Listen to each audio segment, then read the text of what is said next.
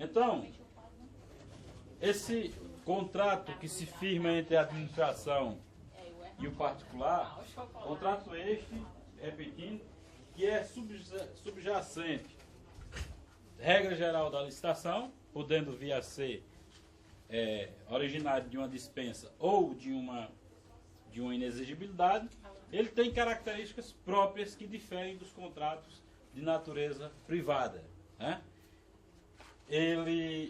Primeiro aspecto é a própria presença da administração pública, que tem, diferentemente dos contratos ajustados entre os particulares, contratos regidos pelas normas civis, direito civil em geral, normas de direito privado, contrato este que não se trata do ajuste entre interesses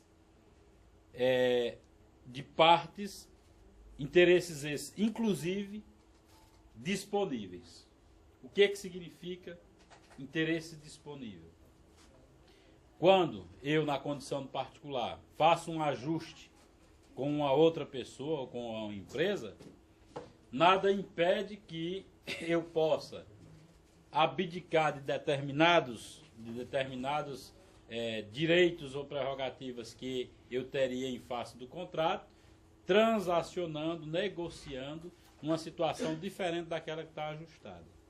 No caso do poder público, pela simples presença dele e pelo simples fato de que a administração pública não gerencia interesses próprios, mas sim tem sempre por trás da sua atuação a finalidade pública, ela fica restrita à atuação no que diz respeito a disponibilizar ou negociar o que se encontra em jogo e que é prerrogativa sua.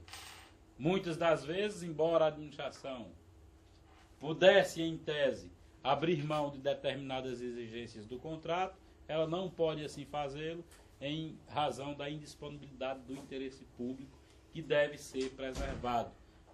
Eventualmente pode haver acordo para reajustamento das condições de execução de contrato, poderá haver um acordo entre as partes sobre uma série de medidas na execução contratual, mas jamais a administração pode abdicar dos seus direitos em favor do particular, porque ela não tem a gestão do interesse privado, mas sim de um interesse que é de toda a coletividade.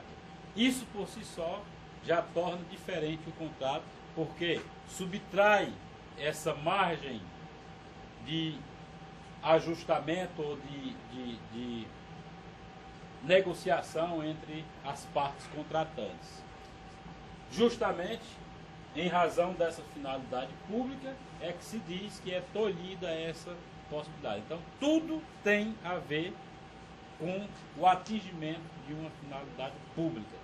Qualquer que seja o ajuste feito pela administração, que não contemple uma finalidade pública, ela, no mínimo, é em favorecimento do terceiro ou é prejudicial à administração e, portanto, cai dentro daquele critério de atuação fora dos princípios constitucionais legais e fora do princípio da probidade administrativa ou da boa-fé objetiva que se exige nos negócios públicos. A obediência à forma prescrita em lei, o que significa dizer que não existe contrato verbal na administração pública, né?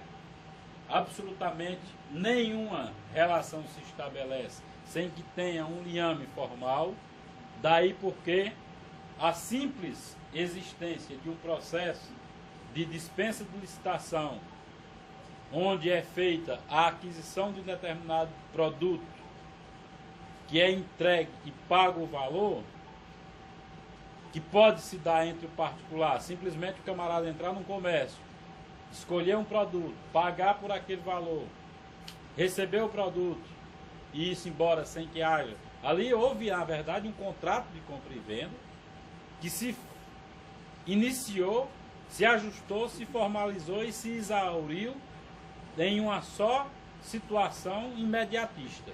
Já para a administração pública, não. Tem que ter todo aquele ato preparatório, seja da licitação, seja da dispensa, seja da inexigibilidade, formalizado em um processo que justifique a realização daquele ato. Então, haverá sempre a forma escrita e é essencial, justamente porque é a única maneira que se tem de fazer o efetivo controle a respeito da legalidade e não só da legalidade, mas sim do atendimento ao interesse público e dos princípios que regem a atuação da administração, que é aqueles que nós falamos lá, da eficiência, da impessoalidade, moralidade, publicidade, etc. Bom, contrato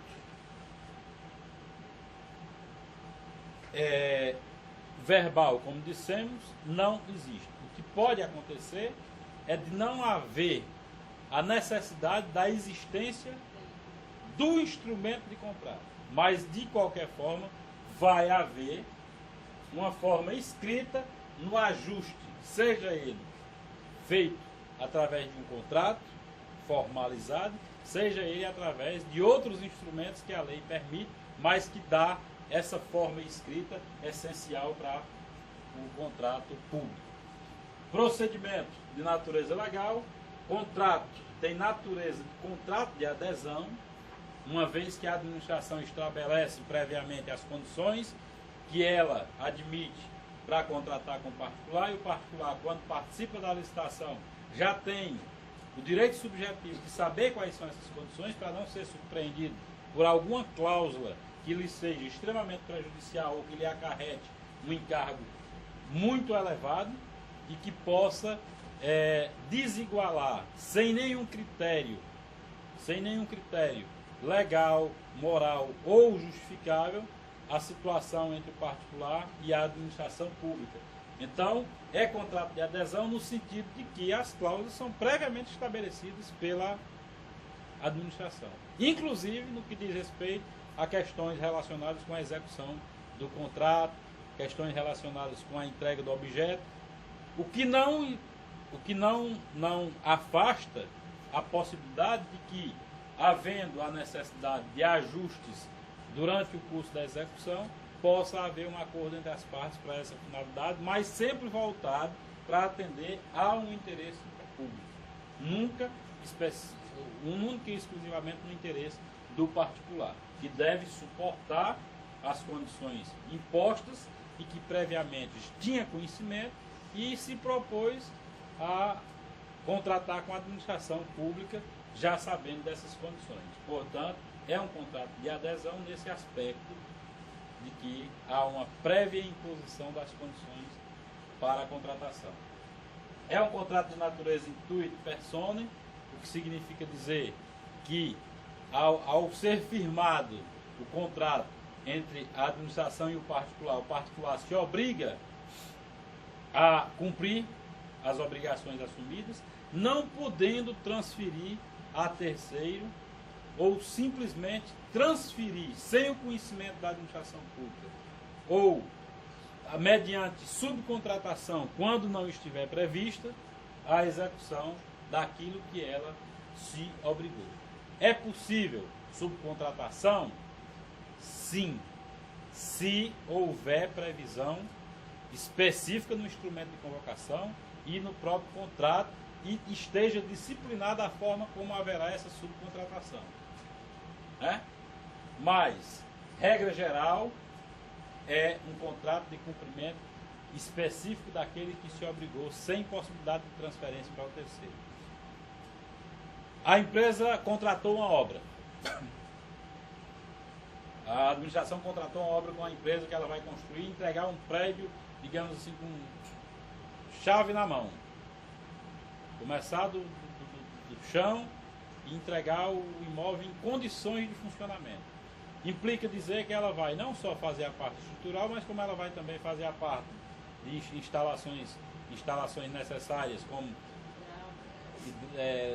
não só aquelas que estão necessariamente incluídas ou incorporadas ao projeto, mas que fazem parte da execução, como centrais de ar-condicionado. A empresa não pode simplesmente assinar um contrato dessa ordem se obrigando a entregar a obra pronta e acabada em condições de uso, e quando chegar na parte de instalação dos equipamentos de refrigeração, chegar para a administração e dizer, olha, tem que negociar o preço com os fornecedores para que traga e pague lá e entregue aqui para que a gente possa instalar, porque eu não vou instalar porque a minha obrigação é entregar pronto, não é de adquirir. Sim, se está lá no projeto que ele vai ter que entregar com todas as condições de uso e foi inclusive cotados nos orçamentos tudo que era necessário para que ele fosse executado dessa forma, ela vai adquirir, vai instalar e inclusive tudo que acontecer relacionado com a execução desse contrato é responsabilidade da empresa. Se houver falha em um equipamento desse, quem é responsável por acionar a garantia e fazer a substituição é a empresa fornecedora do equipamento ou a construtora? É a construtora. Essa é a natureza de intuito persone, ou seja, essa ligação pessoal do contratado com as obrigações por ele assumidas. E aí nós temos a presença de cláusulas exorbitantes, que são justamente a natureza própria do regime publicista dos contratos públicos. Essas cláusulas exorbitantes, eu acho que eu abri um ponto específico para elas, e vamos falar mais adiante quais seriam elas. E por fim, a mutabilidade. Essa mutabilidade significa dizer que há, embora indisponível o interesse público, há a possibilidade de um ajuste entre a administração e o particular, desde que isso não venha prejudicar aos interesses da administração, desde que isso não venha prejudicar o interesse público que a administração defende e haja uma necessidade justificada para tal. E às vezes, inclusive, em razão de encargos não previstos e que acaba sobrecarregando o particular, e o particular tem o legítimo direito de exigir à administração de acatar uma mudança na forma de execução ou nos encargos, se isso estiver plenamente justificado, previsto no edital ou mesmo não previsto, em alguns casos, por disposição de lei.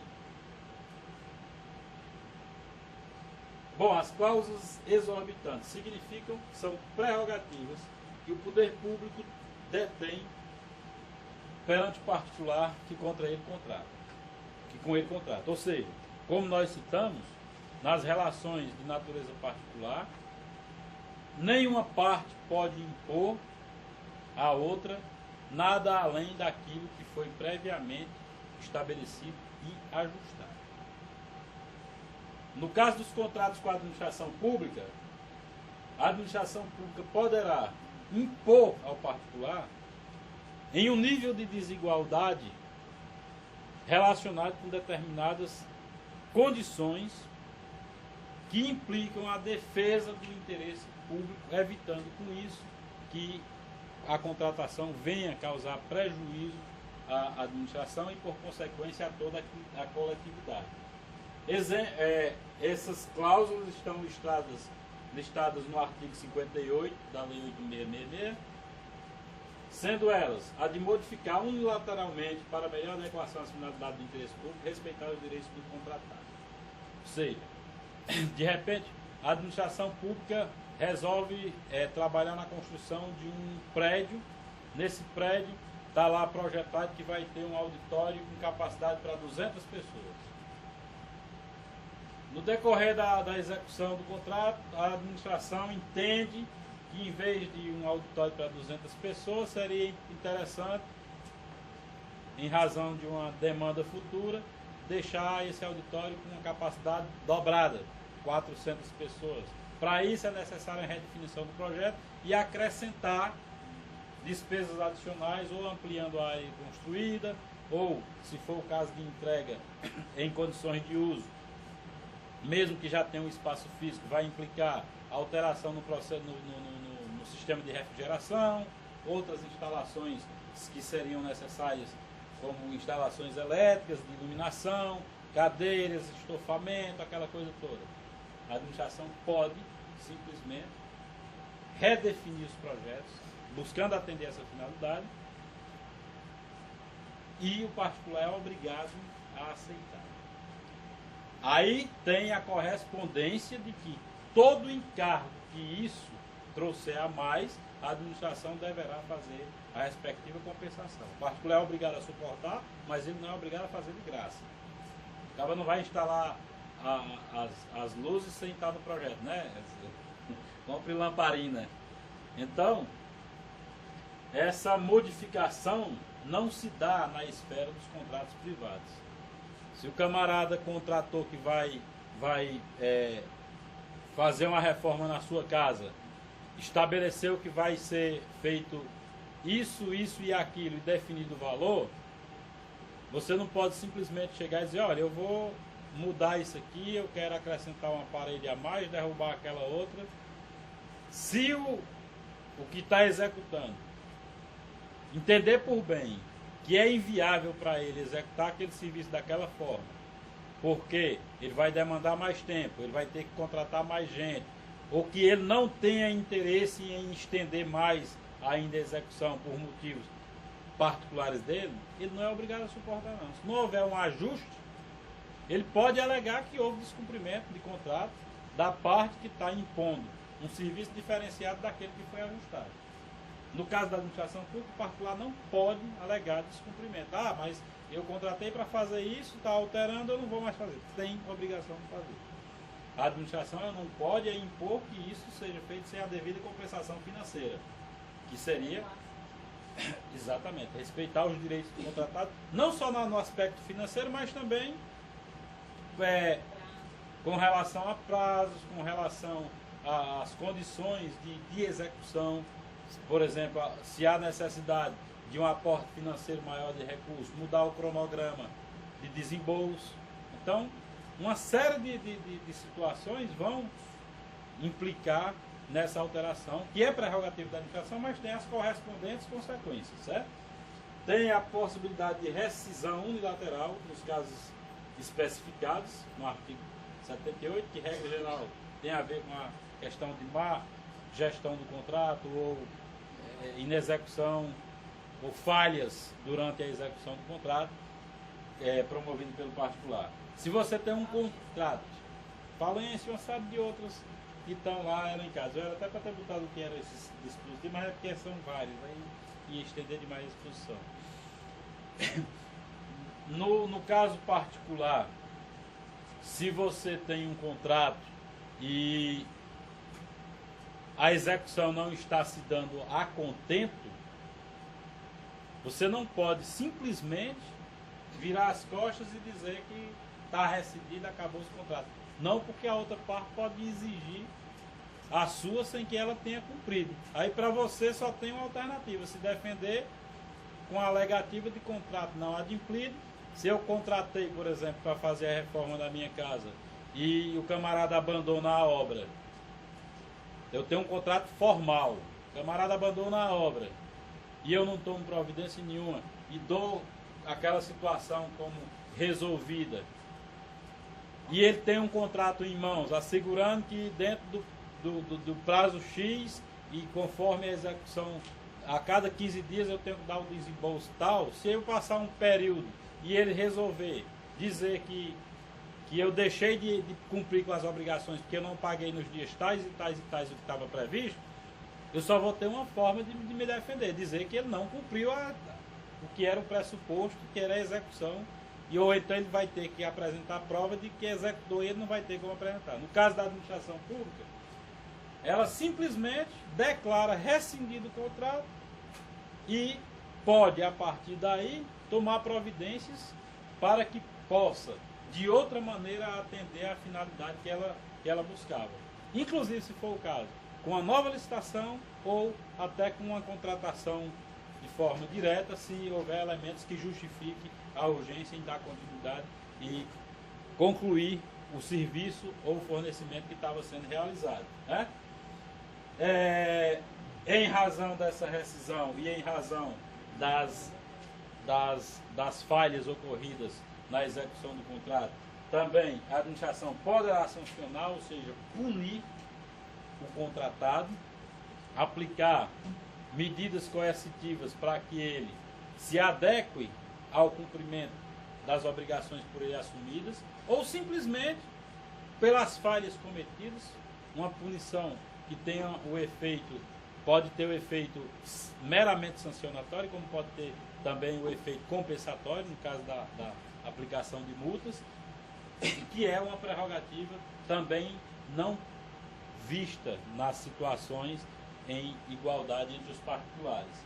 A fiscalização da execução do contrato, que a administração, nesse aspecto, não se trata mesmo de uma prerrogativa, mas podemos dizer que é um dever da administração fiscalizar a execução do ajuste, até porque, dependendo das condições de execução, se o particular vier a atingir interesse de terceiro, a administração, se não provar que fiscalizou e que utilizou dessa prerrogativa, que até, se for o caso, advertir, punir o particular, ela poderá ser solidariamente responsabilizada. E aí nós temos o caso de obras públicas com a contratação de mão de obra. A empresa deixa de pagar os empregados e a administração negligentemente não teve o cuidado de verificar se estava sendo feito o desembolso do pagamento, se estava sendo feito o recolhimento dos encargos, ela poderá vir a ser responsabilizada pelas obrigações que a empresa teve para com o terceiro, com os empregados. Então, é um dever que a administração tem até para se resguardar nessas situações possíveis de acontecer. E aí nós temos uma última, que é, nos casos de serviços essenciais, ocupar bens móveis, imóveis, pessoais, serviços vinculados ao objeto do contrato, ou se acautelar da apuração administrativa quando se trata de empresa que demonstre idoneidade para adimplir com o contrato até o final, sujeitando inclusive a rescisão. Antes da rescisão, a administração já pode até assumir, fazer a assunção dos trabalhos para que evite um prejuízo maior, coisa que não tem paralelo também nas relações de natureza privada. Então essas cláusulas chamadas exorbitantes dão um critério diferenciado e são estabelecidas em razão do interesse público e da finalidade pública que compete à administração defender, né? Aí vem a ressalva de que em situações outras, mesmo o contrato passando por todo o preparatório do procedimento licitatório ou de dispensa ou inexigibilidade, a administração se sujeita às mesmas normas e às mesmas condições nas relações de direito privado quando ela se encontra nessas condições de captação de financiamentos, seguros, locações em que o poder público seja o locatário e a administração é usuária de serviços públicos, no caso, incide o dispositivo dessa lei 8987 de 95. Que título, por gentileza? Pronto, é que é exatamente a questão do contrato de adesão, onde a administração pública ela se sujeita às normas estabelecidas ou aos contratos já em vigor, porque esses serviços públicos, regra geral, eles são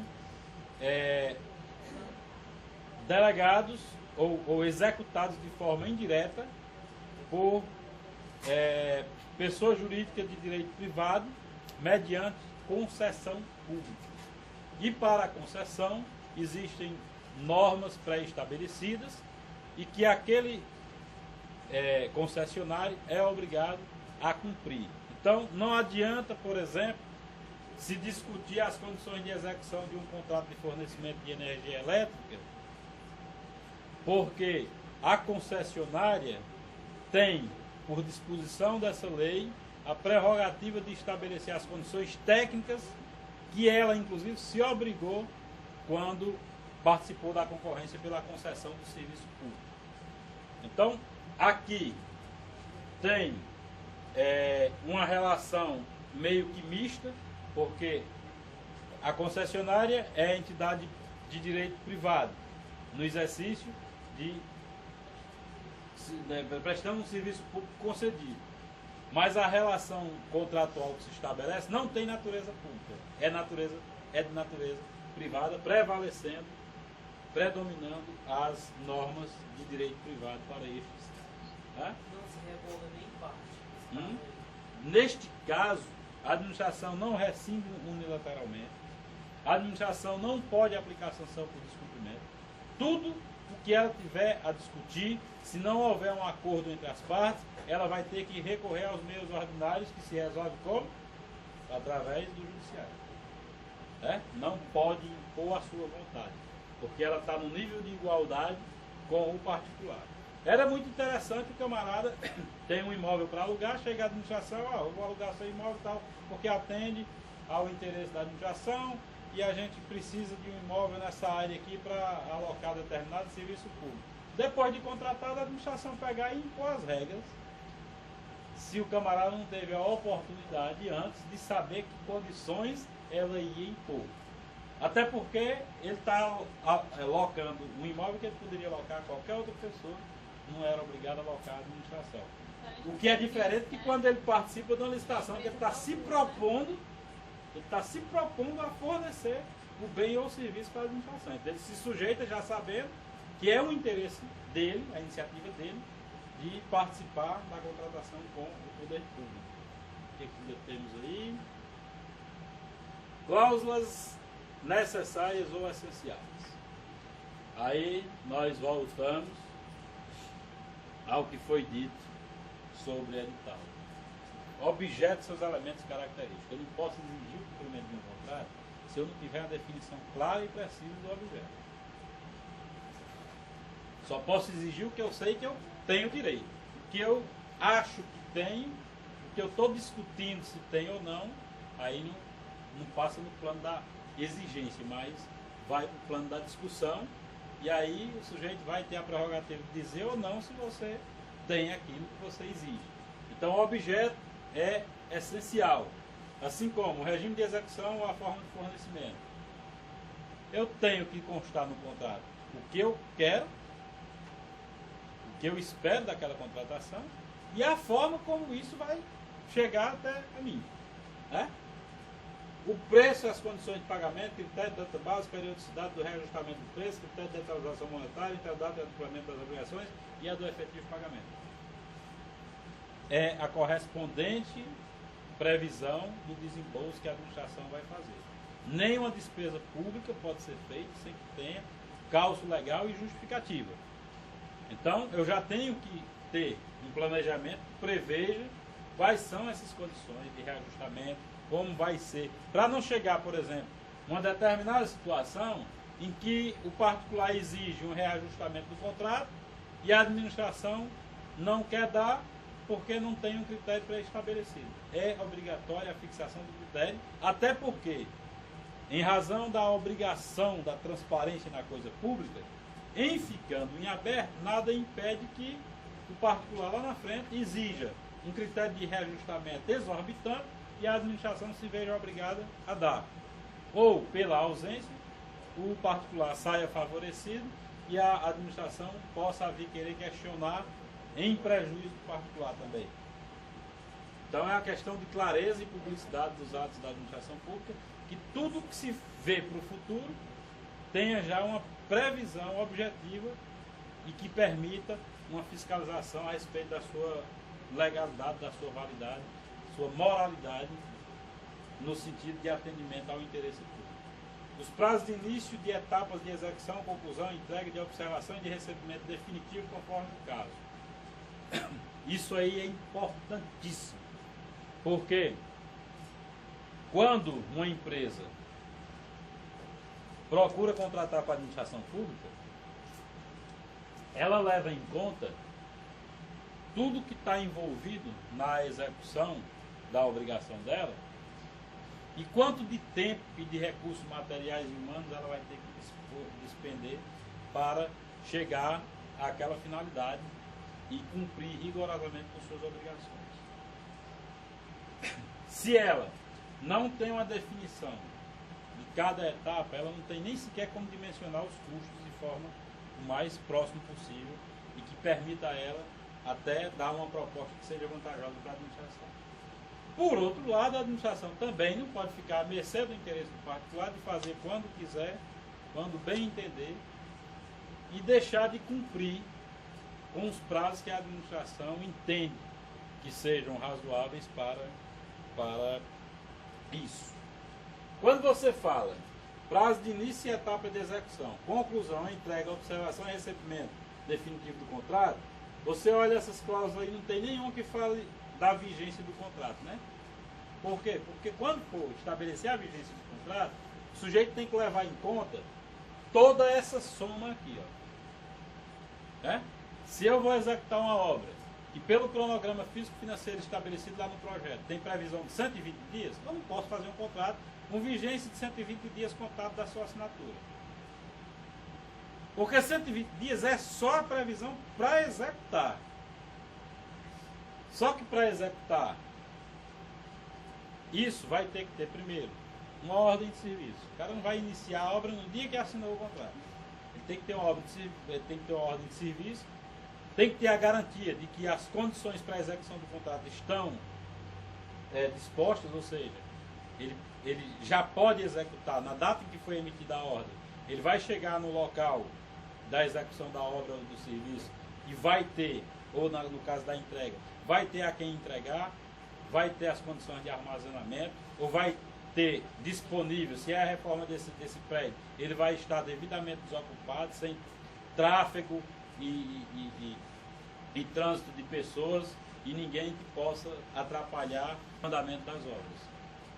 No final, se tem uma certa complexidade, a administração não pode simplesmente, a empresa diz que entregou, diz que concluiu, a administração dizer que pagou, cada um para o seu lado e foi sem que antes seja verificado se efetivamente na execução foram usados os materiais adequados, foi usada a técnica prevista, se foi cumprido o que estava disposto no projeto, se as condições de execução do serviço, da obra ou da entrega do produto se atende ao que efetivamente foi buscado pela administração, que foi definido no objeto, lá no pedido, lá no edital, lá no contrato, para depois não comprar gato por lebre, né?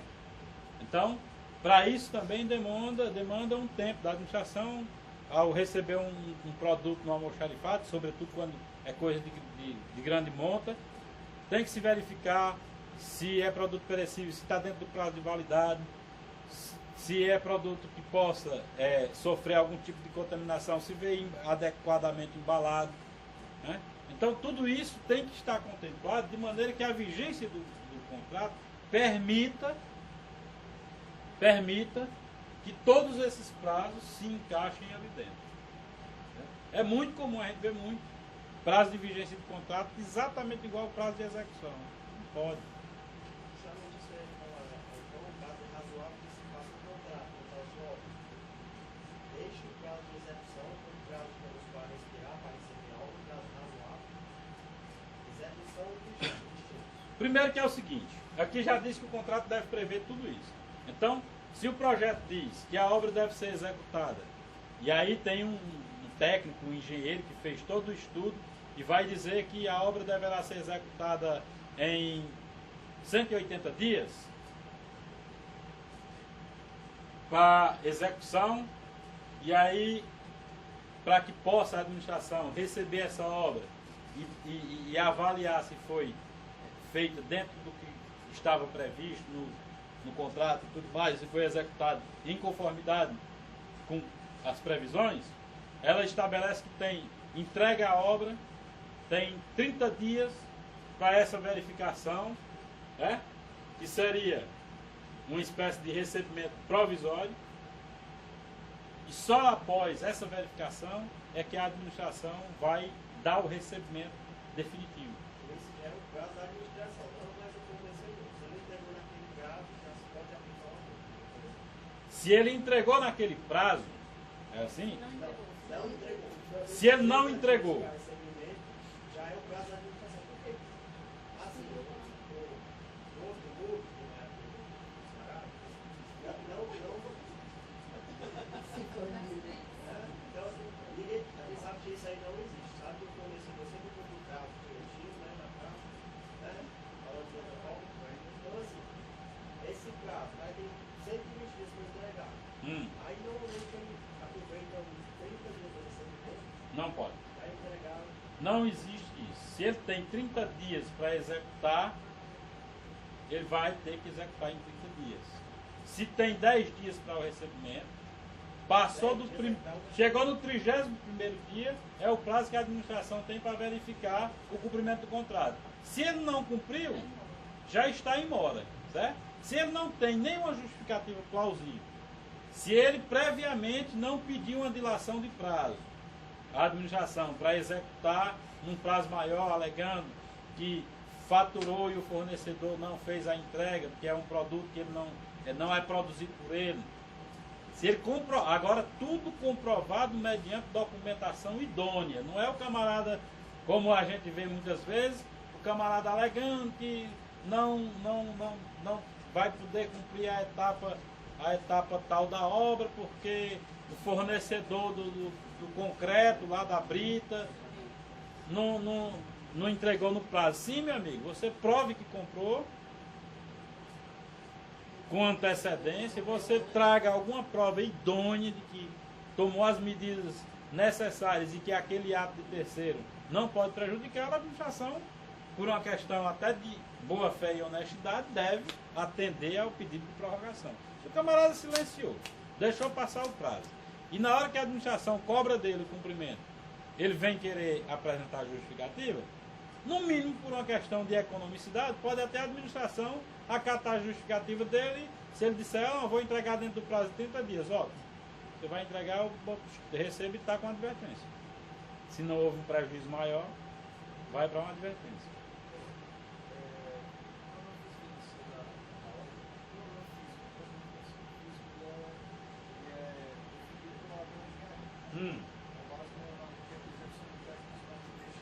Ele tem técnicas para isso. O que acontece?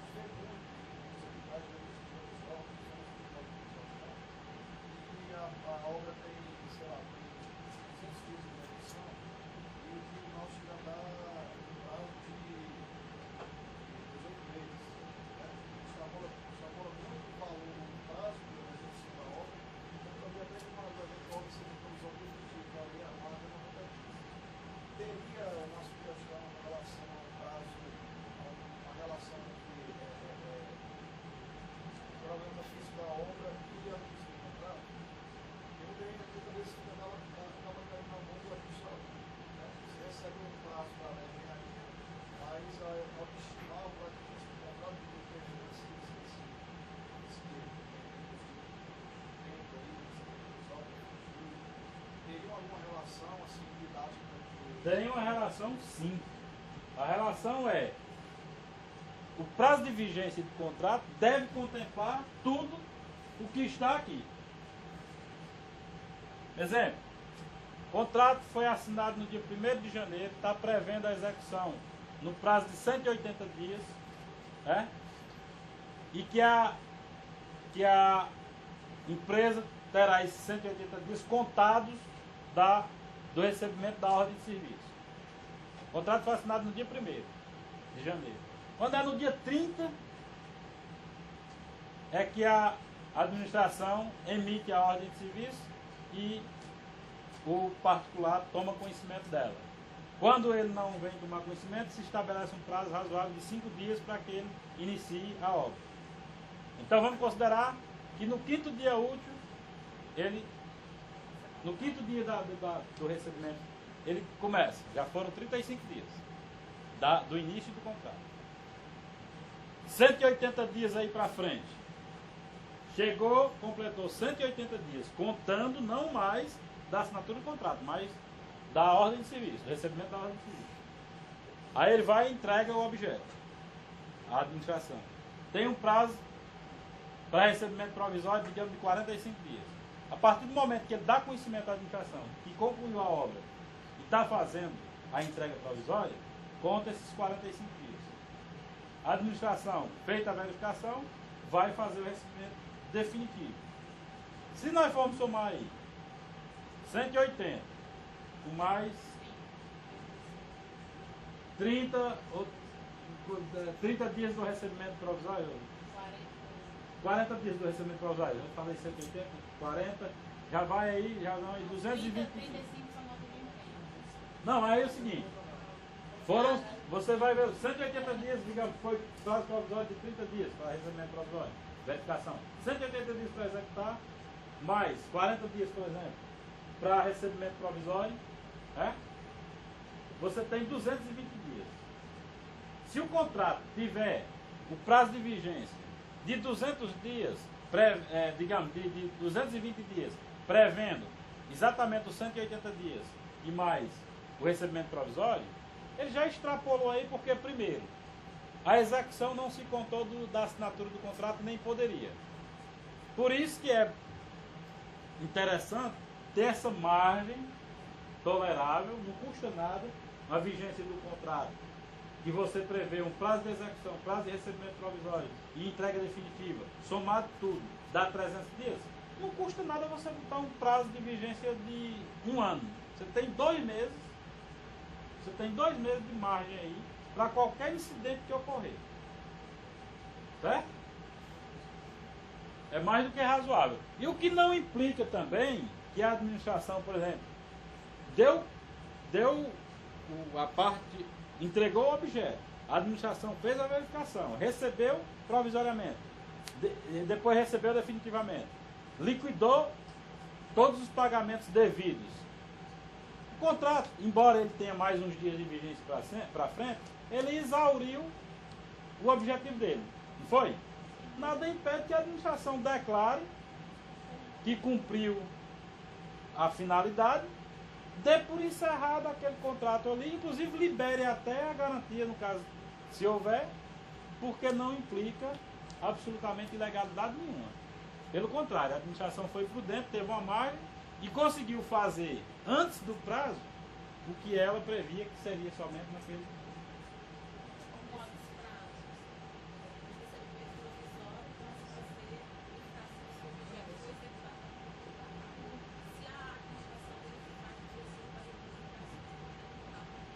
Ainda tem, pronto, ela citou uma situação aí que, olha, pode acontecer que no período de observação detecte alguma situação que precisa ser reparada. Então, a empresa vai ser notificada de que, através de relatório, de vistoria, de que o objeto não foi cumprido em razão disso, disso e disso, e ela, a administração, prevê um prazo razoável, dentro dos critérios técnicos, para que ela repare. Será que uma forma agora que funciona, que essa prazo da administração não vai dar um recebimento só de na do contrato. Aqui uma hora que nós formamos um requerimento agora a prazo de recebimento provisório definitivo tem que estar dentro do prazo de vigência do contrato. É isso que é mesmo. óbvio, né? Mas, É óbvio. Porque primeiro, porque se o contrato tiver garantia e o camarada fez a entrega do objeto e o contrato exauriu o prazo de vigência, ele tem direito de exigir o reembolso da garantia, não é? O contrato não existe mais. Não é verdade? Deixa eu perguntar, que eu acho que esse caso tem acontecido bastante, inclusive da reitoria, né? De que não houve cumprimento no prazo e aí está pedindo uma prorrogação, a empresa pede prorrogação, a administração concorda. Mas é prazo de execução ou prazo de vigência? De execução. Não, aí é que tá. Seria de execução, porque não foi terminado de executar o objeto. E aí, a administração pede o quê? Mais prazo para execução e um outro para vigência, que seria para esse recebimento definitivo. Sendo que parece que tem um entendimento do TCU de que não deve haver essa diferenciação entre prazo de execução e prazo de vigência. Mas é exatamente o contrário que a doutrina diz. Por isso que TCU tem umas coisas que só ele fala Se você pegar aí, Eli Lopes Meirelles, Silvia Zanella, Sem saber o fazer de olha, Jacobi, vou botar Marçal, todos dizem. Prazo de vigência é uma realidade, prazo de execução é outra. Pois é, porque nesse caso, na prorrogação, Isso é básico. a única forma que teria de resguardar esse prazo para o recebimento seria estabelecer um outro cronograma no aditivo de prorrogação, que normalmente não acontece. Esse cronograma geralmente não é feito nem no contrato, não é justiça. O que é o recomendável? É o que está aqui. Está na lei. Não tem nada de invenção. Se eu estou fazendo um contrato para atingir uma finalidade e a lei diz que eu tenho que prever todos esses prazos, eu só me libero do contrato quando eu chegar àquele objetivo desejado, não é? Então, quando eu somar o que está aqui na lei, se dá 300 dias, eu não posso fazer um prazo de vigência de 180.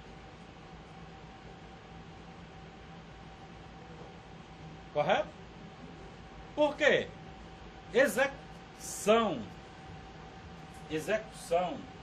etapa de execução, etapa de conclusão, etapa de entrega, de observação e recebimento, não significa dizer que ao executar está resolvido, está perfeito e acabado, porque não foi feito a sequência.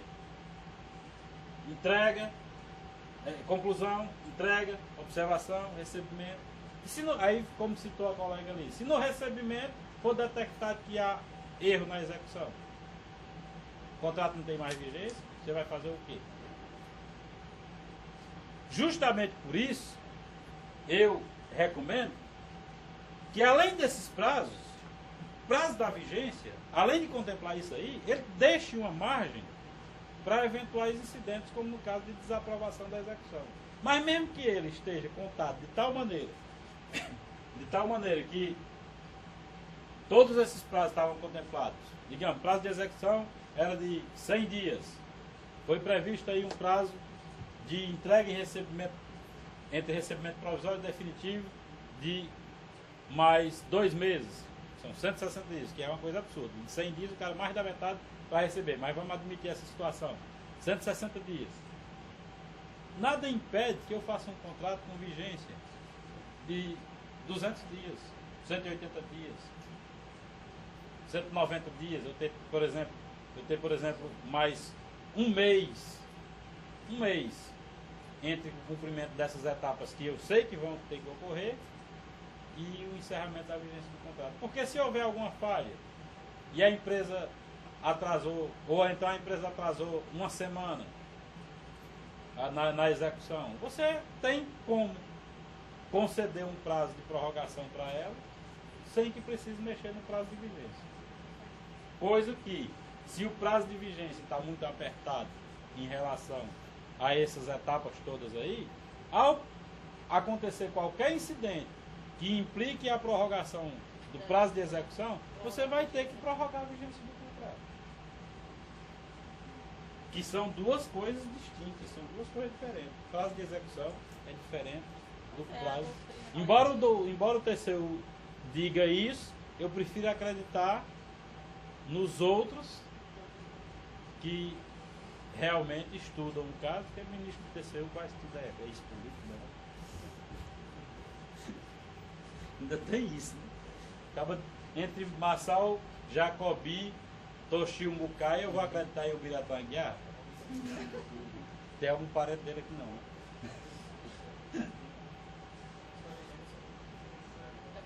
O que tem mais assim? Tá, apareceu um aí. Tem o pessoal. Bom, o crédito pelo qual ocorrerá a despesa com a indicação, classificação funcional, programática e da categoria econômica. Isso, desde o início, deve constar lá no preparatório da licitação, né? Por quê? Porque a empresa tem que ter a garantia de que vai receber. Se ela vai executar, ela tem que ter a garantia de que vai receber, tem aquela disponibilidade de recursos para atender às despesas. As garantias ofertadas para assegurar sua plena execução quando exigidas, e a regra geral é que dependendo de quanto maior a complexidade, mais necessário se faz a exigência de garantia, direitos e responsabilidades das partes, as penalidades cabíveis e os valores das multas. Os casos de rescisão, que, regra geral, já vem disciplinado na lei, rescisão por acordo entre as partes, inexecução total ou parcial, que é no caso de inexecução lateral, rescisão lateral. Reconhecimento dos direitos da administração em caso de rescisão administrativa.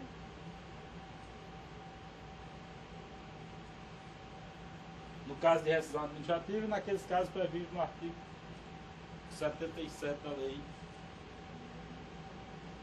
Condições de importação, dado, taxa de câmbio para conversão, quando for o caso, isso aí são contratos de fornecimento de natureza internacional. Vinculação a edital de licitação ou ao termo que dispensou e inexigiu, ao convite e à proposta do licitante vencedor. E aí é básico, porque se você altera, faz a licitação para chegar nesse ponto. Depois de chegar no contrato, você altera tudo primeiro. Você ludibriou, enganou os outros participantes, porque eles se submeteram a uma regra que imaginavam que ia ser daquela forma, e que alguns, por exemplo, diante de determinadas condições, poderiam ter oferecido uma vantagem melhor para a administração, deixou de concorrer. Então, é obrigatório que se cumpra desde o início essa vinculação ao ato convocatório, até por um princípio de boa-fé da administração, de não mudar a regra do jogo depois de bater o pontapé inicial, né? A vinculação edital, a legislação aplicável à execução do contrato, e especialmente aos casos omissos, o que na verdade é quase que uma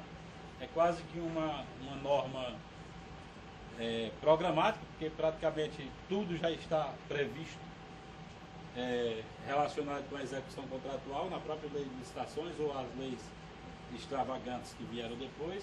A obrigação do contratado de manter durante toda a execução do contrato as condições de habilitação e qualificação exigidas na licitação, até porque não fazia sentido exigir idoneidade da empresa para contratar, e durante o prazo da execução, que é onde o risco aumenta, da empresa não cumprir aquilo que ela se obrigou, você não exigir que ela mantenha aquelas condições.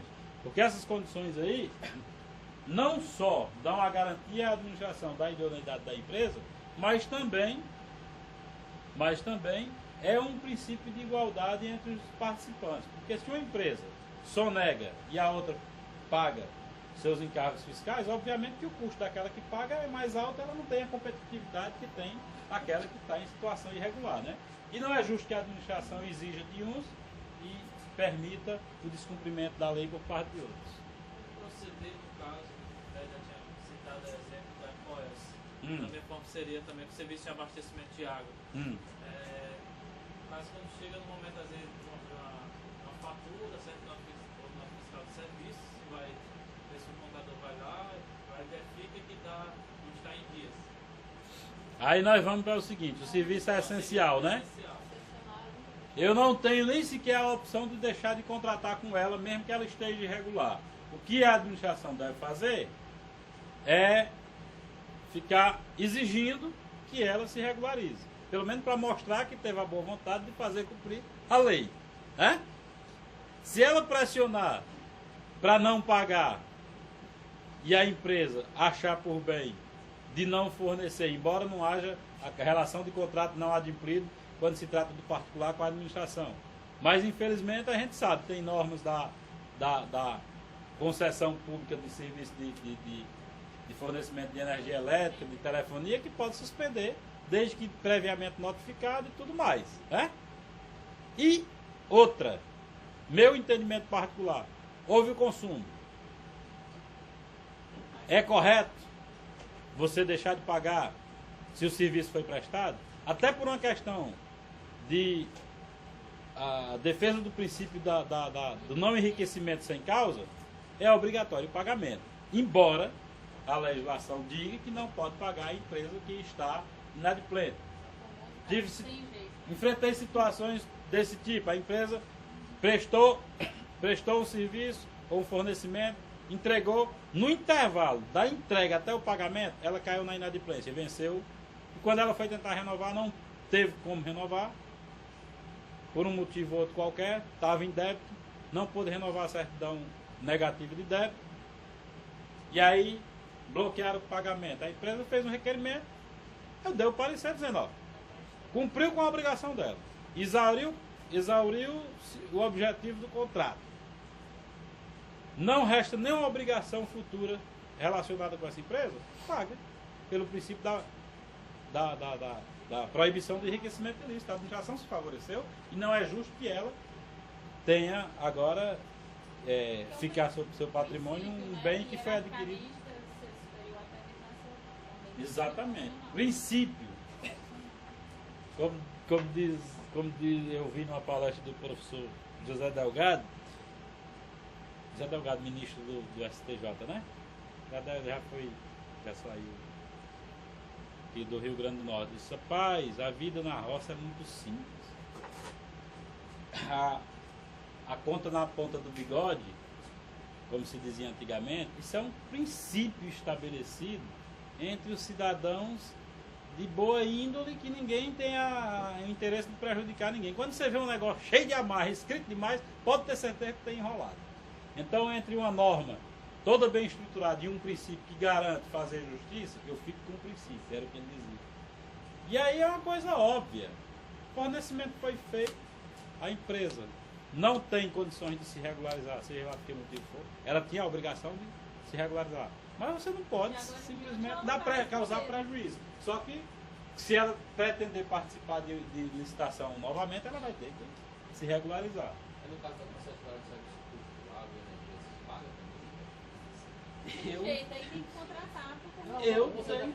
Tem inclusive decisão. Tem que pagar. Aí você paga tem que inclusive continuar contratando. Tem inclusive decisão do Tribunal de Contas. Tem decisão do Tribunal de Tem que estar cobrando, lá tem que estar ligando Porque lá não tem jeito, não para tem se jeito. regularizar. Aí para Paga, não mas se aí sempre regulariza, tá- aí você continua pagando. Você vai ter que mostrar para os órgãos de controle que está tomando providência para que a empresa não fique nessa situação irregular. Aí as agências reguladoras. Aí a gente tem que provocar a reguladora. Tem decisão do TCU nesse sentido.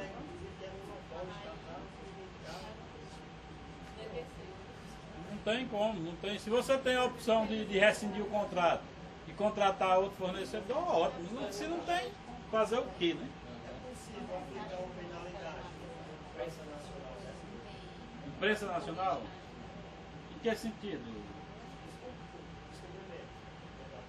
Rapaz, é mais ou menos como cuspir para cima, né? Porque a imprensa nacional é o poder público. Você vai aplicar uma sanção que no final das contas vai sair também de recurso público. É uma coisa. Existem determinadas situações no serviço público que a burocracia cria um monstro de 7 cabeças que fica um comendo a cabeça do outro.